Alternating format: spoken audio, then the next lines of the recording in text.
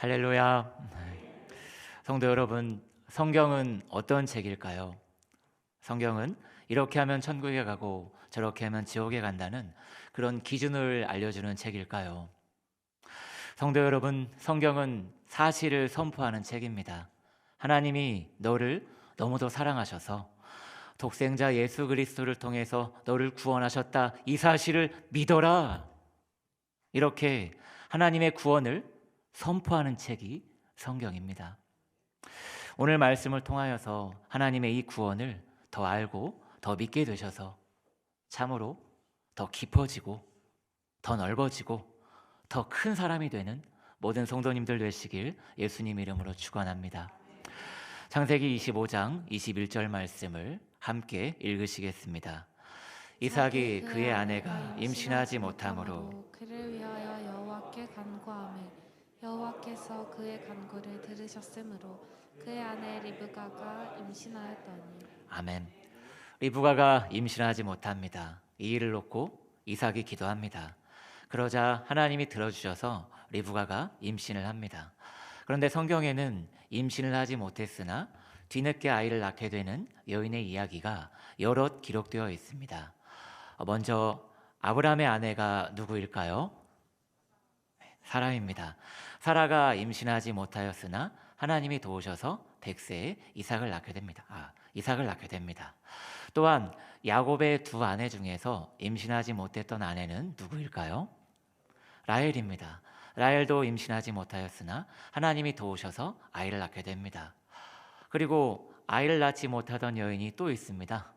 사무엘을 낳은 여인이 누구일까요? 한나도 임신하지 못하는 중에 기도를 하였고 하나님이 도우셔서 사무엘을 낳게 됩니다. 그런데 이 일들은 1차적으로 생각해 보면 하나님께 기도하면 문제를 해결해 주신다, 이렇게 생각하기 쉽습니다. 그리고 물론 맞는 말입니다. 하나님 아버지는 자녀인 우리의 간구를 들으시고는 가장 좋은 때에 가장 좋은 것으로 응답해 주시는 분입니다. 그러나 성경이 우리에게 하고자 하는 말은 하나님이 우리의 부족한 부분을 채워주신다는 이 정도를 넘어섭니다. 하나님이 자기 백성의 간구를 들으시고는 복을 주신다는 이 정도를 넘어서서 하나님이 자기의 뜻을 이루신다는 의미입니다. 성도 여러분, 오늘 본문은 창세기의 큰 스토리 중에 한 부분입니다. 하나님이 아브라함을 택하시고 그 아브라함을 통해서 하나님의 백성 이스라엘을 만드시는 큰 일을 시작하십니다. 아브라함을 이스라엘의 조상으로 세우시는 큰 일입니다. 그런데 이 일이 잘 되려면 우선 아브라함에게 아들이 있어야 합니다. 아들 이삭이 있어야 하고, 그리고 이삭만 있어서도 안 됩니다. 이삭에게도 자녀가 있어야 하며 그 자녀도 계속해서 또 다른 자녀들을 낳아야 하고, 그러면서 후손이 많아져야, 그래야 아브라함이 이스라엘 백성의 조상이 될 수 있습니다. 창세기 15장 5절 말씀을 함께 읽으시겠습니다. 그를 이끌고 밖으로 나가 이르시되 하늘을 우러러 뭇 별을 셀 수 있나 보라. 또 그에게 이르시되 내 자손이 이와 같으리라. 아멘. 하나님이 아브라함에게 약속을 하십니다. 내가 너에게서 수많은 자손이 태어나게 하리라. 내가 너를 하늘의 별처럼 수많은 사람들의 조상이 되게 하리라. 이렇게요. 그런데 이 약속이 현실이 되려면 리브가에게서 아들이 태어나야 합니다. 성도 여러분, 오늘 본문에서 리브가가 임신하지 못하는 일은 리브가 개인만의 문제가 아닙니다. 하나님이 아브라함에게 하신 약속과 관련된 일이기도 합니다. 즉, 하나님이 이삭의 간구를 들으신 것은 이삭의 가정의 문제를 도우시고 하나님이 도우시려고 은혜를 베푸신 것입니다. 그러나 더 크게는 하나님은 아브라함을 통해서 이스라엘 공동체를 만드신다는 하나님의 뜻을 이루시려는 것입니다. 성도 여러분, 기도는 참 중요합니다. 기도를 통해서 나와 내 가정이 하나님의 도우심을 받고, 그리고 나의 기도를 통해서 다른 지체들과 다른 가정과 교회 공동체와 그리고 더 많은 이들이 복을 받게 되는 이런 일들은 참으로 중요합니다. 그러나 본문은 또 다른 더 큰 메시지를 말하고 있습니다. 첫 번째 메시지를 함께 읽으시겠습니다. 하나님이 너의 도움이시다. 그리고 하나님은 자기의 뜻을 이루시는 분이시다. 아멘. 성도 여러분, 하나님이 우리의 도움이십니다. 그러나 동시에 하나님은 우리에게 하나님의 뜻을 추구하시고 이루십니다. 그런데 하나님이 우리에게는 과연 무엇을 추구하실까요? 우리들 각자를 향한 하나님의 뜻이 무엇일까요? 너무도 많습니다. 크고 귀한 뜻이 너무도 많은데 그중 몇 가지의 예를 들면 이렇습니다. 먼저는 거룩입니다. 정말로 이 거룩이라는 것과는 너무도 어울리지 않는 나에게 거룩을 가르치시는 것, 세상 좋아하고 세상에 익숙한 나에게 거룩한 삶을 가르치시는 것, 이것이 우리를 향한 하나님의 뜻입니다. 또한 예수 그리스도이십니다. 예수님과도 참 어울리지 않는 나인데 이런 나에게 예수님 가르치시고 배우게 하시고 닮게 하셔서 이런 나에게서 예수님의 향기와 예수님의 성품과 예수님의 삶이 드러나게 하시는 것, 이것이 우리를 향한 하나님의 뜻입니다. 하나님은 이 뜻을 이루시는 분입니다. 성도 여러분, 이삭이 리브가의 문제 해결을 위해서 하나님께 드렸던 기도는 참으로 중요한 기도입니다. 그 기도처럼 우리에게도 많은 기도가 당연히 필요합니다. 학업의 문제, 관계의 문제, 취업의 문제, 그게 끝이 아니죠. 취업한 후의 직장 생활의 문제, 결혼의 문제, 자녀와 가정의 문제, 재정, 건강, 노후, 이런 삶의 문제를 놓고 기도하는 것은 매우 중요합니다. 세상 사람들은 자기의 힘으로 살아가지만 우린 다릅니다. 우리는 사소한 것 하나까지도 하나님 아버지의 도움으로 살아가는 하나님의 자녀들입니다. 기도는 당연히 해야 할 우리들의 특권입니다. 그러나 삶이 바쁘고 버겁고 답답하고 때론 앞이 보이지 않고 그러다 보니 우리는 점점 하나님의 뜻을 놓치고 살게 되기도 합니다. 거룩, 예수님을 닮아가는 성화, 하나님과의 친밀함, 하나님 한 분만으로 충분히 행복한 삶, 무엇보다도 하나님과 동행하는 삶, 바로 이러한 하나님의 백성에게만 허락된 하나님의 큰 뜻을 놓치고 살게 되기도 합니다. 성도 여러분, 우리는 세상을 살기 때문에 세상 사람들과 비슷한 목적을 가지고 살게 되기 쉽습니다. 내가 더 잘 살고, 내가 더 건강하고, 내가 더 안락하고, 그 정도는 아니더라도 적어도 남들 버는 만큼은 벌고 남들 사는 만큼은 사는 것, 이런 목적에 치중되어서 살게 되기 쉽습니다. 그러나 본문은 말합니다. 하나님은 너의 삶에도 관심이 많으시다. 하나님만이 너의 도움이시다. 그러나 하나님은 너의 문제를 해결하시는 것, 그것을 넘어서서 너에게 하나님의 뜻을 이루신다. 하나님 반드시 너에게 거룩을 가르치실 것이다. 하나님은 반드시 너의 일상과 너의 현실과 너의 그 평범한 하루하루를 통해서 예수 그리스도를 드러내실 것이다. 하나님 반드시 너에게 하나님과 동행하는 삶을 가르치실 것이다. 본문은 이렇게 말합니다. 하나님께서 이삭의 기도를 들으셔서 리브가의 태를 열어주신 이유는 작게는 이삭 가정의 문제를 해결하시는 것입니다. 그러나 더 큰 이유는 아브라함 통해서, 그 아들 이삭을 통해서 이스라엘 공동체를 만드시려는 하나님의 뜻을 이루시려는 것입니다. 이 하나님은 이삭의 기도를 들으셔서 리브가의 이 하나님은 우리에게도 우리의 기도를 들으시고는 우리에게 복을 주시는 우리 아버지이십니다. 그러나 하나님은 여기에서 멈추지 않으십니다. 우리를 하나님의 영광의 찬송이 되는 그 수준까지 키우시겠다는 그 큰 뜻을 포기하지 않으시고 반드시 이루실 것입니다. 우리 눈에는 그 뜻이 어떻게 이루어질 것인지 예상도 안 되지만 하나님 포기하지 않으십니다. 이 하나님을 더욱 신뢰하시고 하나님의 도우심과 하나님의 키워주심을 더욱 경험하며 사시는 모든 성도님들 되시길 예수님 이름으로 축원합니다. 창세기 25장 23절 말씀 함께 읽으시겠습니다. 여호와께서 여호와께서 그에게 이르시되 두 국민이 내 태중에 있구나. 두 민족이 내 복중에서부터 나누이리라. 이 족속이 저 족속보다 강하겠고 큰 자가 어린 자를 섬기리라 하셨더라. 아멘. 이 본문의 시대에는 규칙이 하나 있습니다. 바로 어린 자가 큰 자를 섬기는 규칙입니다. 장자권을 가지고 태어난 큰 자가 더 많은 소유와 복을 받게 되는 규칙입니다. 이러한 규칙이 통용되는 시대였습니다. 그런데 이 규칙은 세상의 규칙입니다. 그리고 이러한 시대 속에서 본문은 이 세상에서 일반적으로 통용되는 규칙과는 다른 반대의 말을 합니다. 세상에서는 어린 자가 큰 자를 섬기지만 본문은 거꾸로 큰 자가 어린 자를 섬길 거라고 말합니다.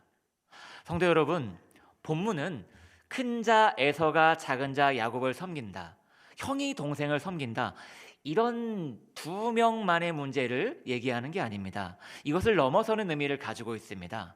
본문은 세상에서 일반적으로 통용되는 그 규칙보다 하나님이 더 크다, 이것을 말하고 있습니다.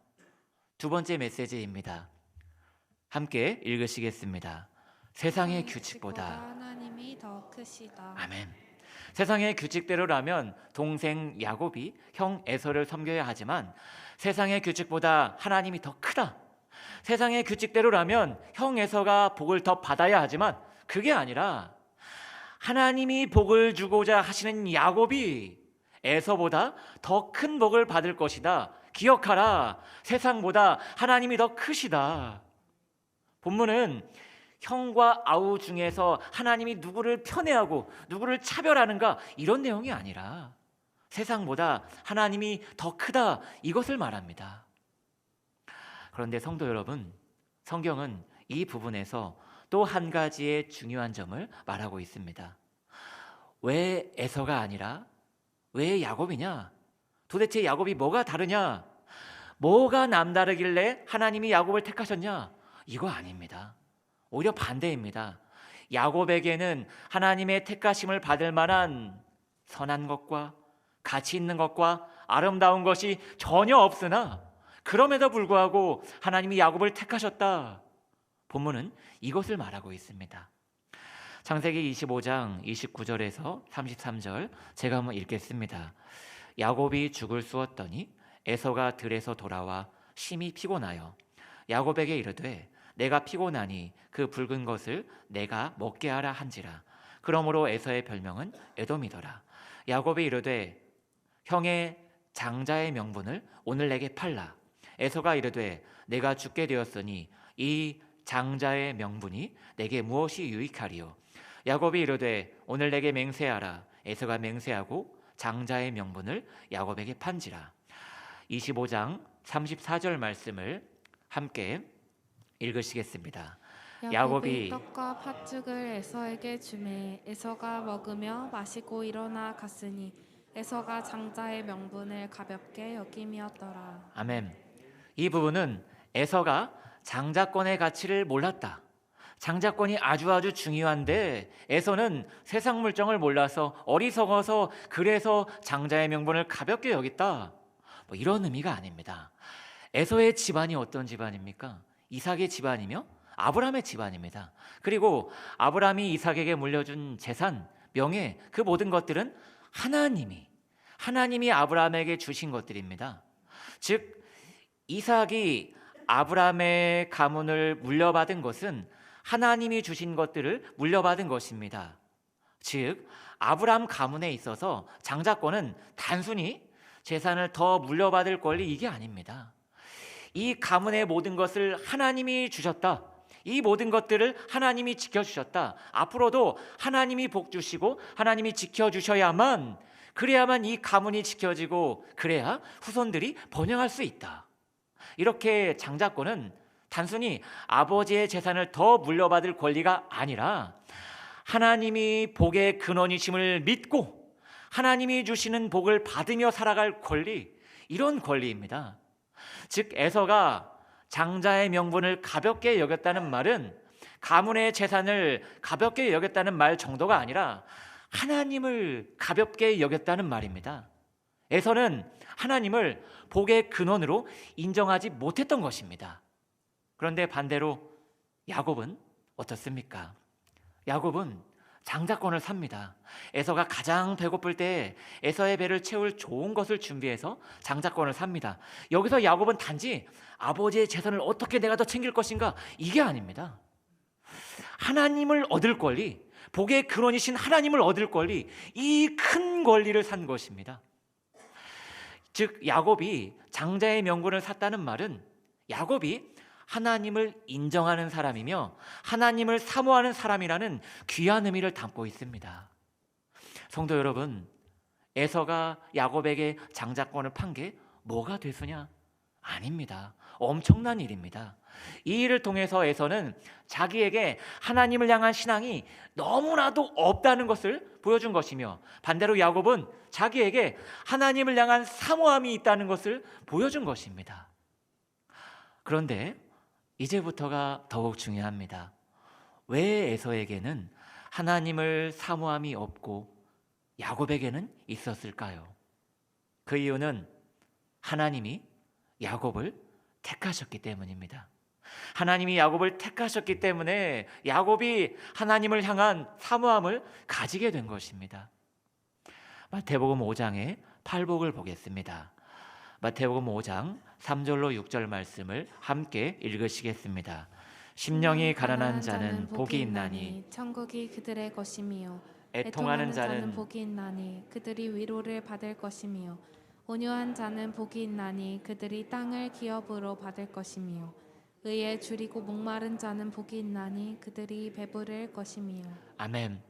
팔복이라 불리는 8가지의 복 중에서 4가지의 복을 함께 읽었습니다. 그런데 성도 여러분, 이 4가지의 복에서 볼 수 있는 심령이 가난하고 애통하고 온유하고 의에 줄이고 목마른 이 4가지의 모습은 일종의 증상입니다. 감기에 걸리면 어떤 증상이 나타나나요? 기침이 나오고 코가 막히고 두통이 오고 다양한 증상들이 나타납니다. 마찬가지로 구원이라는 복을 받으면 여러 증상들이 나타나는데 그 증상들이 바로 팔복에 쓰여 있는 모습들입니다. 내가 내 심령을 가난하게 만들고 애통을 많이 하고 온유하게 살고 의를 위하여 살면 그 보상으로 천국을 받게 된다는 이런 말이 아닙니다. 무엇을 하면 보상으로 구원을 받는다, 그것은 은혜 구원이 아닙니다. 심령을 가난하게 만들면 천국을 받게 되고 이것은 은혜 구원이 아닙니다. 구원은 선물로 받는 것이지 내가 내 심령을 가난하게 만들었기 때문에 그 대가로 받게 되는 것이 아닙니다. 성도 여러분, 천국 백성이 된 자들에게는 여러 증상이 나타나는데 그 증상 중에 하나가 심령이 가난해지는 것입니다. 내가 구원을 받아서 거듭나서 중생해서 새로운 피조물이 되어서 그래서 나에게 새로운 감각들이 생기면 그제서야 가난한 심령을 갖게 됩니다. 와, 내 힘으로 안 되는구나. 내 능력으로 안 되는구나. 나는 선을 만들어낼 능력이 없구나. 그래서 나는 하나님의 도움으로만 살아갈 수 있구나. 오늘도 이 순간에도 나에게는 은혜가 필요하구나. 내가 가장 건강하고 가장 자신감 넘치는 바로 그때에도 나에게는 은혜가 절실히 필요하구나. 바로 이 가난한 심령을 갖게 됩니다. 이전에는 이 마음이 돈으로 차 있고 자기 자랑으로 차 있고 다른 사람으로 차 있고 다른 것들로 꽉 차 있었다면 구원을 받은 후에는 이 안에 있던 것들이 다 의미가 없구나. 오직 하나님만이 나의 소망이시고 나를 채우시는 분이구나. 이런 가난한 심령을 갖게 됩니다. 구원을 받았기 때문에 가난한 심령을 갖게 되는 것입니다. 또한 의에 줄이고 목마른 자는 복이 있나니 그들이 배부를 것이며, 이 구절은 어떠할까요? 구원받기 이전에는 하나님이 기뻐하시는 삶을 추구하지도 않습니다. 하나님이 원하시는 의로운 삶에 관심도 없습니다. 그러나 구원을 받은 후에는 하나님이 원하시는 의로운 삶이 궁금해집니다. 그런 삶을 추구하게 됩니다. 물론 여기서 주의하셔야 합니다. 하나님이 원하시는 그 의가 무엇일까요? 하나님의 의는 여러 의미가 있지만 그중 하나는 자비입니다. 옳고 그름 가지고 정죄하고 처벌하고 저주하고 끊어내는 이런 것이 아닙니다. 하나님의 의는 이렇게나 못난 나를 품으시는 자비입니다. 이렇게나 부끄러운 나를 구원해 주신 자비입니다. 구원해 주셨어도 이렇게나 못나게 사는 나를 오늘 또 예수 그리스도로 옷 입히시고는 나를 보시며 귀하다, 아름답다, 사랑스럽다 이렇게 쉼없이 선포하시는 이 자비가 하나님의 의입니다. 그런데 구원받은 후에는 이 자비를 베푸는 삶을 추구하게 됩니다. 그런데 의에 줄이고 의에 목마른 것이, 자비에 줄이고 자비에 목마른 것이 채워지지가 않습니다. 정말로 자비로운 삶을 살고 싶은데 그러한 삶이 쉽게 사라지지가 않습니다. 그래서 실패하고 실수하고 넘어지고, 그럼에도 불구하고 계속해서 자비를 베푸는 삶을 더 포용하고 더 이해하고 더 안아주면서 함께 가는 삶을 포기할 수가 없는 것입니다. 바로 이 증상이 구원을 받은 우리에게 나타나는 증상입니다. 내가 의에 줄이고 목마른 삶을 살아서 그 대가를 받아내라는 말이 아니라, 구원받아서 거듭나서 새로운 피조물이 되면 내가 자비를 베푸는 삶을 추구하게 되고, 그러나 그 삶이 잘 안 되지만 그럼에도 불구하고 계속해서 자비를 베풀며 살고자 하는 목마름과 주림이 내 안에서 계속해서 솟아나게 된다는 말입니다. 참으로 구원을 받았기 때문에 지체들을 이해하려는 마음과 품으려는 마음이 내 안에 생기는 것입니다. 의에 줄이고 목마른 것, 이것은 구원을 받은 우리에게 나타나는 증상입니다. 물론 성도 여러분, 지금 심령이 가난해지는 것과 자비에 줄이고 목마르게 되는 것, 이 두 가지 증상에 대해서 말을 했는데요. 감기를 생각해 보십시오. 감기에 걸리면 그 증상이 다들 다릅니다. 누구는 기침을 하는데 나는 기침을 전혀 안 하고, 누구는 코가 심하게 막히는데 나는 오히려 덥고, 증상이 다 다릅니다. 그리고 기침을 해도 심하게 하는 사람이 있고 아닌 사람이 있습니다. 다 다릅니다. 이 팔복의 증상들도 마찬가지입니다. 우리에게 나타나는 팔복의 증상들도 다 다릅니다. 우리를 구원하신 하나님께서 우리들 각자에게 이런 팔복의 증상들을 차근차근 하나하나 나타나게 하실 것입니다. 그런데 지금 팔복의 이야기를 왜 했을까요? 성도 여러분, 야곱이 장자권을 사모하게 되고 하나님을 사모하게 된 것, 이것은 야곱이 남달라서가 아니라는 점을 말하기 위해서입니다. 창세기 25장 23절 말씀 함께, 창세기 25장 23절 말씀입니다. 읽으시겠습니다. 여호와께서 그에게 이르시되 두 국민이 내 태중에 있거나 두 민족이 내 복중에서부터 나누이리라. 이 족속이 저 족속보다 강하겠고 큰 자가 어린 자를 섬기리라 하셨더라. 아멘. 야곱이 태중에 있을 때 하나님이 그를 택하셨습니다. 야곱이 태중에 있을 때 그가 하나님을 위해서 무엇을 할 수 있었을까요? 아무것도 못합니다. 그러나 야곱이 하나님을 위해서 아무것도 하지 않은 그때에 하나님이 야곱을 택하셨습니다. 야곱이 한 일에 대한 보상으로, 야곱이 품은 열심과 진심에 대한 보상으로 하나님이 야곱을 택하신 게 전혀 아니라는 말입니다. 그리고 바로 이렇게 야곱을 택하셨기 때문에, 그래서 야곱에게 하나님을 사모함을 갖게 되었고 장자권을 사모하게 된 것입니다. 성도 여러분, 오늘 본문은 왜 에서가 아니고 왜 야곱이냐? 야곱이 에서보다 뭐가 달랐고 뭐가 뛰어났고 뭐가 대단하냐? 이쪽에 집중하라는 게 아닙니다. 하나님이 야곱을 택하실 이유가 도대체 뭐냐? 그 이유는 야곱에게는 없다. 여기에 집중하라는 말입니다. 성도 여러분, 아무것도 안 한 야곱을 하나님이 택하셨습니다. 하나님의 택함을 받을 이유가 야곱에게는 없었습니다. 이 사실에 집중하시기 바랍니다. 그런데 성도 여러분, 하나님께서는 야곱만 태중에서 택하신 게 아닙니다. 하나님께서는 우리가 어머니의 뱃속에 있을 때 바로 그때 우리를 택하셨습니다. 우리가 하나님을 위해서 아무것도 하지 않았던 그때에, 내가 하나님의 이름을 부른 적도 없는 그때에, 나에게 구원받을 만한 그 어떤 업적도 성취도 없었던 그때에 하나님이 나를 하나님의 자녀로 택하셨습니다. 그리고 나를 태어나게 하셨고 하나님의 시간표 속에서 나를 부르시고 나를 만나주셨습니다. 그렇게 하셔서 하나님의 자녀가 되게 하셨습니다. 그리고 자녀가 되었기 때문에 그래서 나에게 여러 증상들이 나타나게 되었습니다. 어떤 증상이요? 하나님을 아버지라고 부르는 증상이요. 내가 대단해서, 내가 특별해서 그래서 내가 하나님을 아버지라 부르게 된 거 아니라 하나님이 나를 구원해 주셨기 때문에 그래서 내가 하나님을 아버지라 부르는 이 증상을 갖게 된 것입니다. 또 어떤 증상이 나타납니까? 말씀을 들으면 찔리는 증상이요. 주일에 교회에 가야만 마음이 편해지는 증상이요. 봉사를 힘들게 해도 마음은 기뻐지는 증상이요.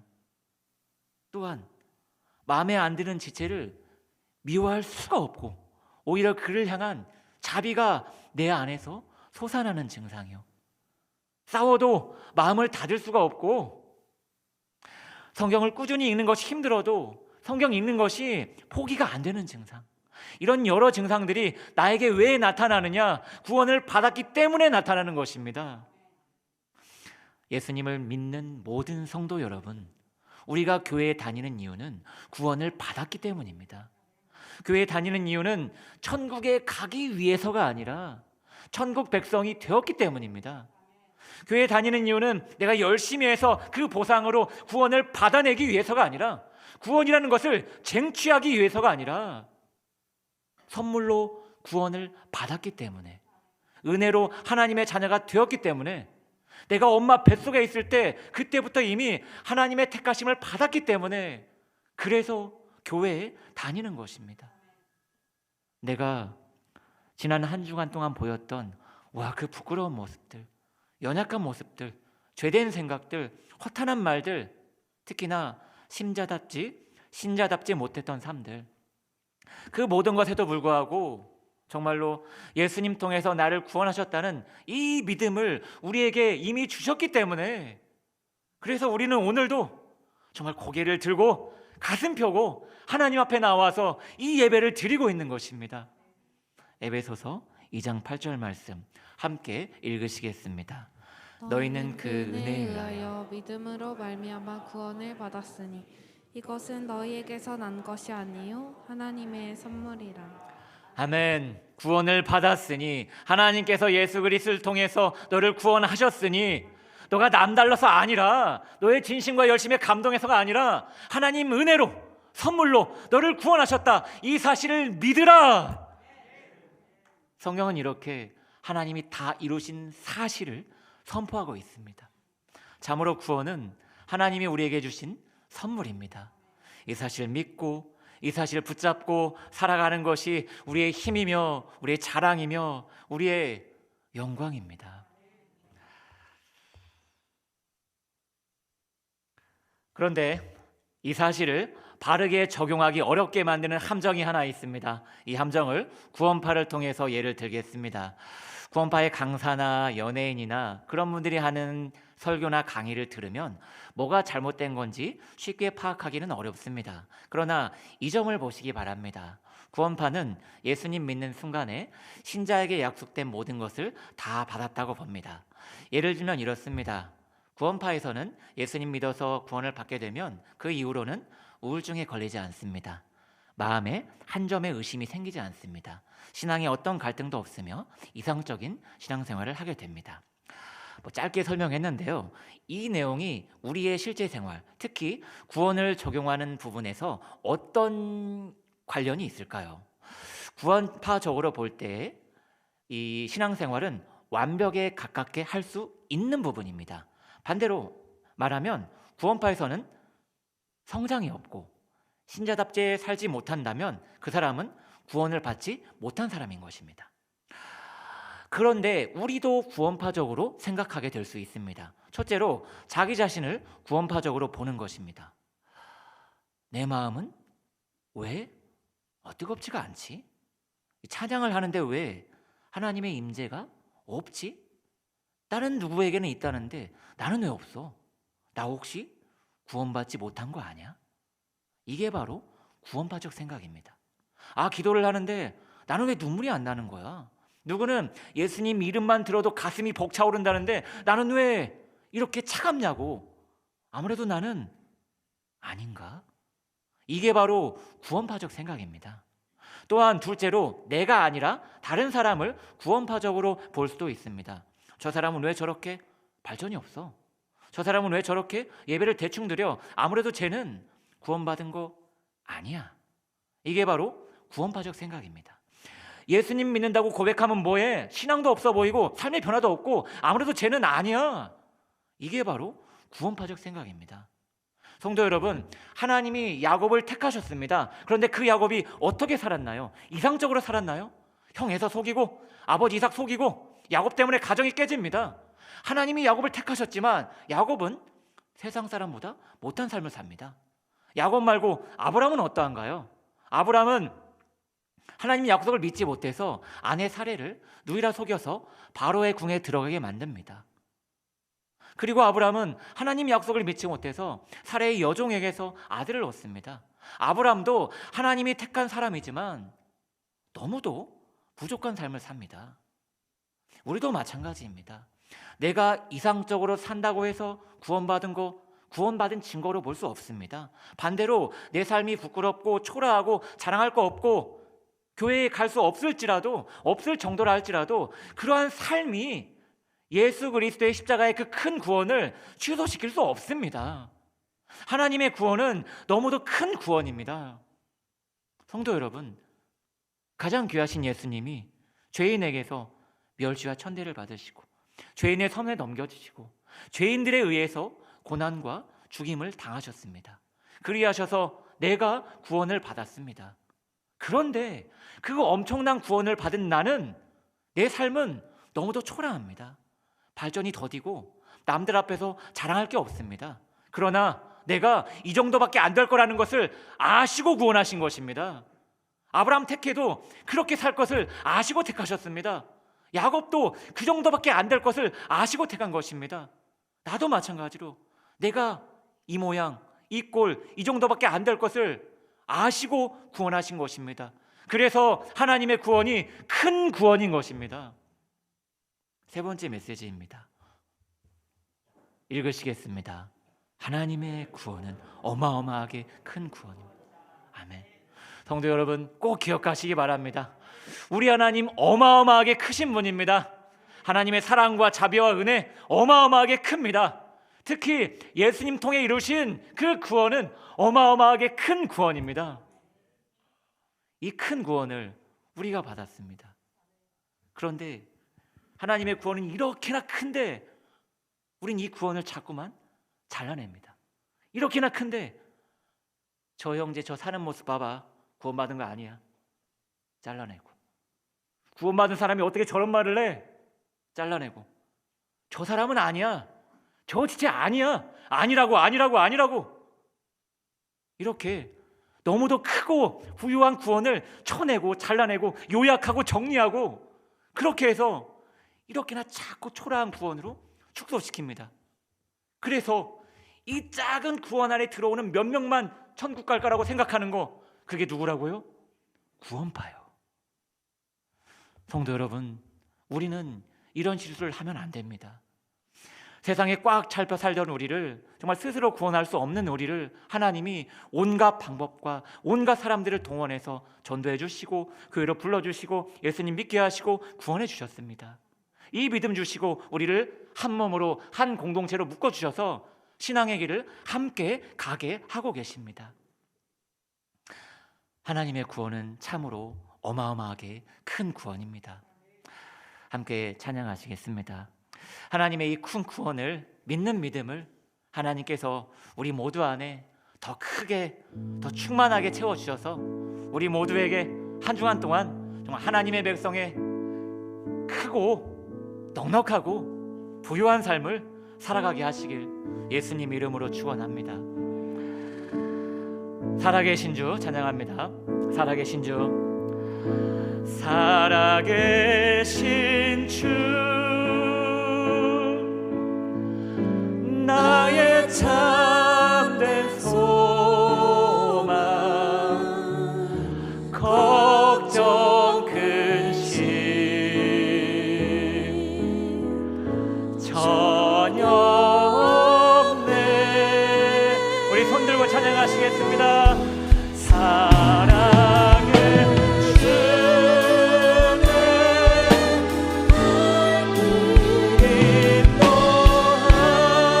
인도하리,